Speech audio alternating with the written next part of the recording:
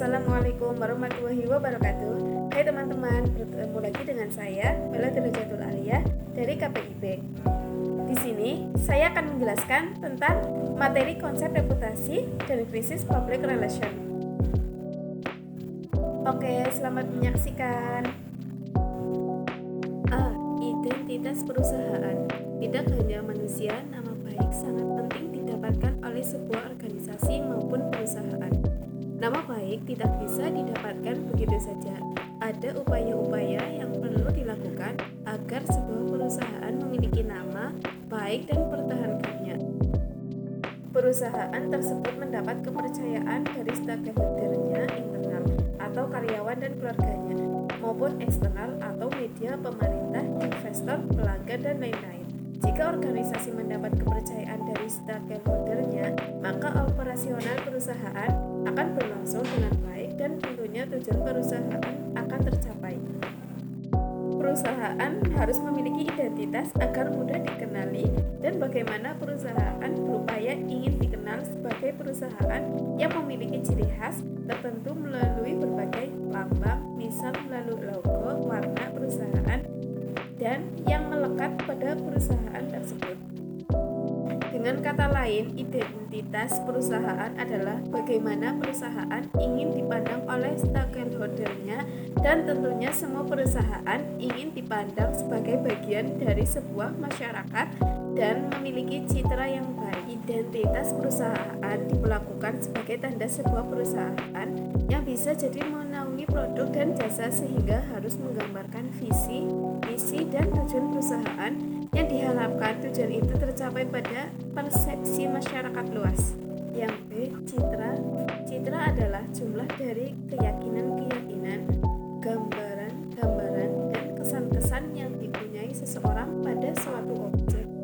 Objek yang dimaksud bisa berupa merek, orang, organisasi, kelompok orang, perusahaan, atau yang lainnya yang dia ketahui.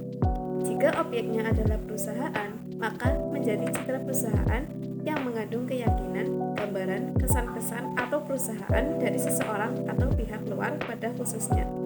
Citra perusahaan adalah sejumlah persepsi masyarakat mengenai sebuah organisasi. Dari identitas yang dibangun oleh perusahaan, masyarakat memiliki persepsi tersendiri terhadap perusahaan tersebut karena pengalaman yang didasarkan akan berbeda.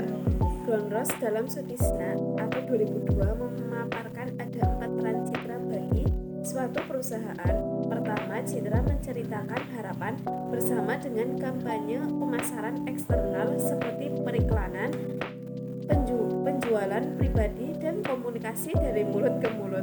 Kedua, citra adalah sebagai penyaring yang mempengaruhi persepsi pada. Ketiga, citra adalah fungsi dari pengalaman dan juga harapan konsumen. Keempat, citra mempunyai pengaruh penting pada manajemen. Dengan perkataan lain, citra mempunyai dampak internal. Yang C, reputasi. Dari identitas terbentuk citra dan berujung pada reputasi. Citra dan reputasi tidak terbentuk begitu saja. Ada banyak proses di dalamnya yang membutuhkan waktu lama. Perusahaan membutuhkan reputasi yang baik agar dapat dipercaya oleh masyarakat yang berujung pada pembelian produk maupun penggunaan jasa sehingga perusahaan akan terus profit dan bertumbuh. Diminta menggambarkan persepsi terhadap perusahaan dalam tujuan dimensi kunci. Menurut Foley dan Kedrick, dimensi tersebut didefinisikan sebagai berikut. 1. Kinerja. Persepsi mengenai hasil dan prospek keuangan perusahaan. 2. Tempat kerja. Persepsi terhadap lingkungan kerja di perusahaan tersebut dengan kualitas karyawannya. 3. Produk. Persepsi terhadap kualitas harga dari produk dan jasa yang ditawarkan oleh perusahaan. Yang keempat, kepemimpinan. Persepsi terhadap seberapa baik perusahaan itu dipimpin. Yang kelima, keterlibatan. Persepsi terhadap kekuatan, lingkungan, dan tanggung jawab sosial perusahaan. Yang keenam, tata laksana. Persepsi mengenai sistem organisasi dan budaya perusahaan. D. Definisi dan karakteristik krisis. Krisis berbeda dengan isu. Agar kita bisa membedakannya, mari kita lihat karakteristik krisis yang diantara lain peristiwa yang spesifik. Krisis bersifat tidak diharapkan dan dapat terjadi setiap saat. Krisis menciptakan ketidakpastian informasi, menimbulkan kepanikan, menimbulkan dampak bagi operasional organisasi, dan berpotensi menimbulkan konflik. Sumber dan jenis krisis. Penyebab krisis bisa dari internal maupun eksternal. Jenisnya pun beragam, bisa krisis karena keuangan, citra, reputasi, bencana alam, dan lainnya.